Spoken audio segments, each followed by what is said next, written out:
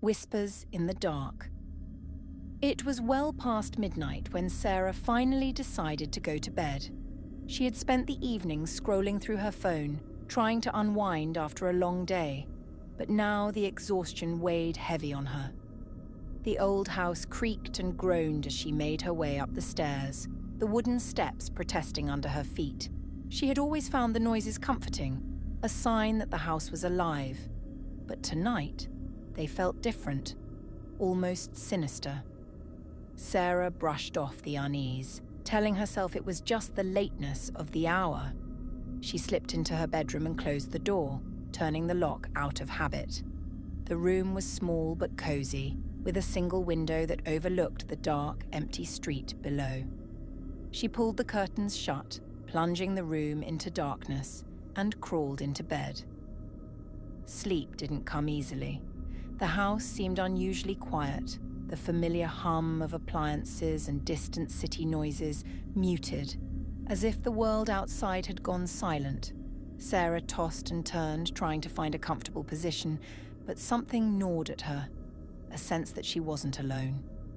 Just as she began to drift off, she heard it, a faint, almost imperceptible sound.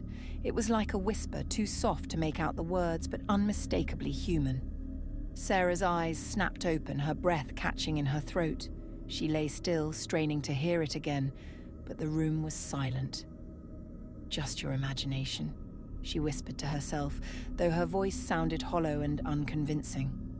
She tried to settle back into sleep, but the whisper came again, louder this time. It was coming from the hallway just outside her bedroom door. Sarah's heart began to race. She sat up in bed, listening intently.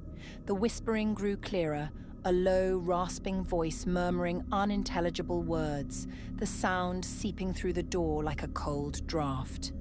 Panic set in as she realized someone was in her house.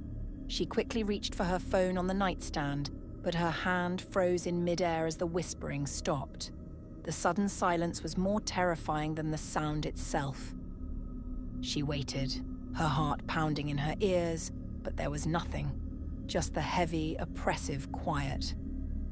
Summoning her courage, Sarah slowly slid out of bed and tiptoed to the door. She pressed her ear against the wood, listening.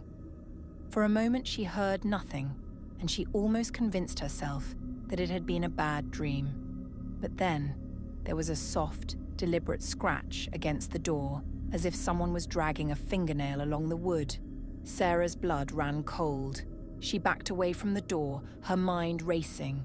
She needed to get out, to call for help, but the phone was across the room, and the lock on the door suddenly felt flimsy, inadequate.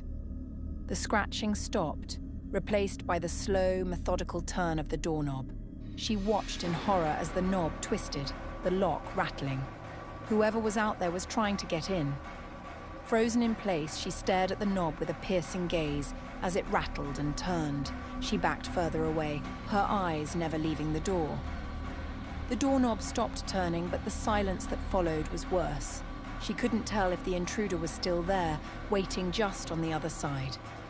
For what felt like an eternity, Sarah stood frozen in the middle of the room, paralyzed by fear.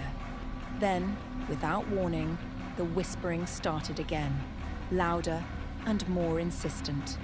It was all around her now, as if the very walls were speaking, the voice low and malevolent, filling the room with a sense of dread so intense that Sarah thought she might collapse. She knew she had to move, to escape, but her legs felt like lead. Just as she willed herself to run for the window, the whispering stopped abruptly. The silence was suffocating. Then, from the darkness behind her, she felt a breath on the back of her neck, warm and chilling all at once. A voice, clear and terrifyingly close, whispered in her ear. "You should have stayed in bed." Sarah screamed as something cold and sharp gripped her shoulders, pulling her backward into the shadows. The last thing she saw was the door to her bedroom, swinging open as the darkness swallowed her whole. Don't forget to like, share, subscribe, and follow for more short stories.